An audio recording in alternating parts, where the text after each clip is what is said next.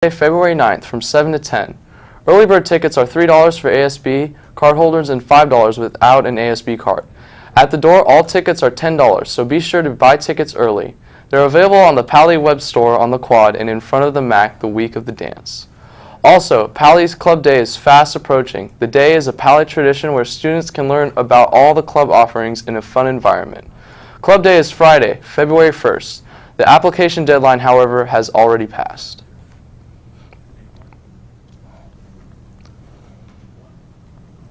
Thinking about taking a gap year but worried about the cost of participating in a program?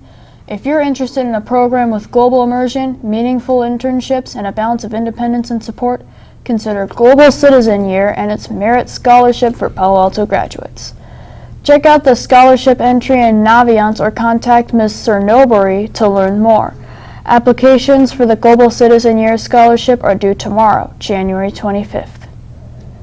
The InFocus staff are conducting an anonymous survey to find out student eating habits. Students can help us out by going to tinyurl.com/infocusfoodsurvey and filling out the survey.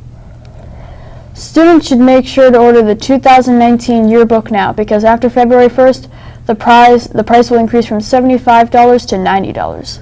Yearbooks can be ordered on the Pally web store or at the ASB bookkeeper's office in the Tower building.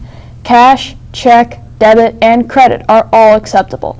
Email Fatima Giffen at fgiffen@pausd.org for more information and check if you've already ordered one. There are several guest speakers coming to Pally soon. First is Lee Witkowski, the Science Policy Analyst at Innovative Genomics Institute. She will be in P4 during lunch on January 31st to talk about CRISPR-Cas9 gene editing. Make sure to mark your calendars because pizza will be provided.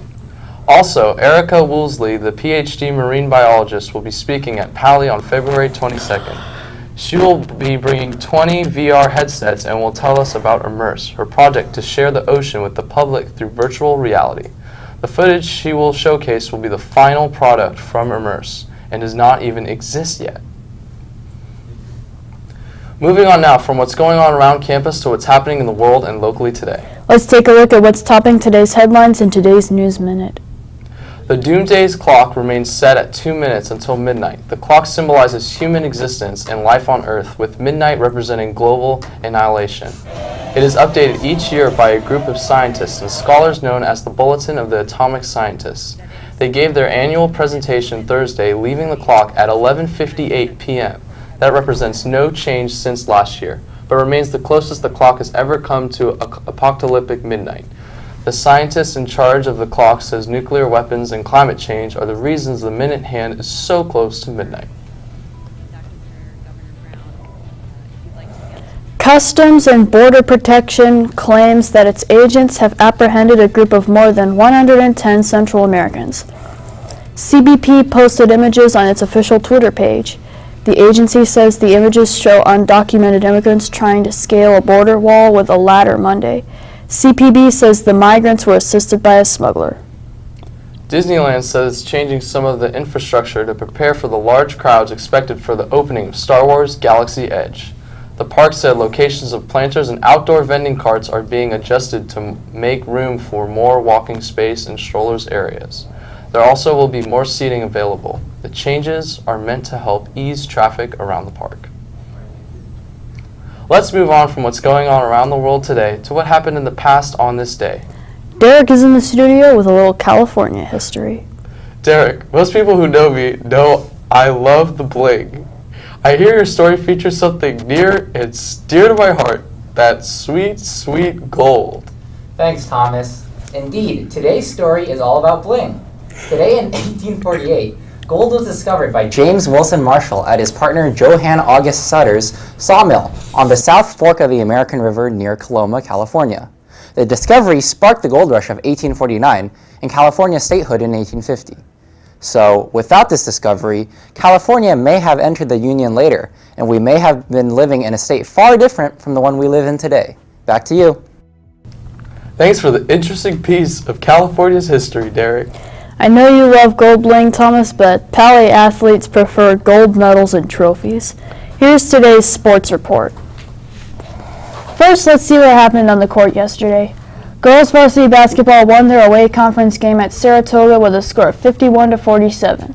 On the soccer pitch, the boys JV soccer team lost a home conference game against Homestead with a score of 5-0. Boys varsity soccer also played a home conference game against Homestead and lost with a score of 2-0.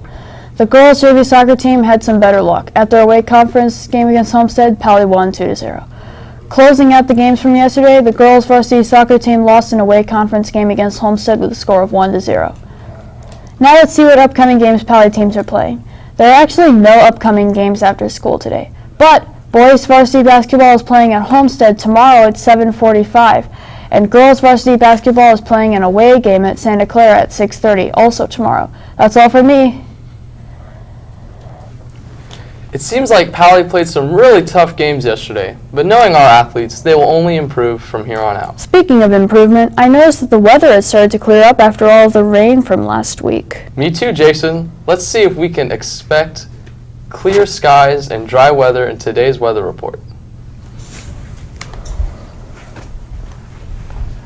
As we look at San Francisco, we have a high of 61 and a low of 45. Roughly around 59 degrees right now with winds at about 10 miles an hour. And as we look at Oakland, we have a high of 63 and a low of 43. Roughly around 61 degrees right now, same temperature as San Francisco. As we go down south down to San Jose, we got a high of 64 and a low of 40. Roughly around 61 degrees right now. So that's our temperature in the Bay Area for today. As we look at today in Palo Alto, today was around 65 degrees. We had a high 66, low 41. Winds at about 4 miles an hour. Humidity around 43% today, so not very humid. As we look at Friday and Saturdays, we're expecting highs of 64, low of 44 and 45, sunny tomorrow, and a lot of clouds on Saturday. And as we look at our 5-cast, we're expecting a nice sunny day tomorrow, a nice cloudy weekend, but the sun will be returning next week. Well, that does it for today's episode. Be sure to visit our website to check out old episodes, check the bulletin, or to send us an email. Until next time, have a great day, Pally.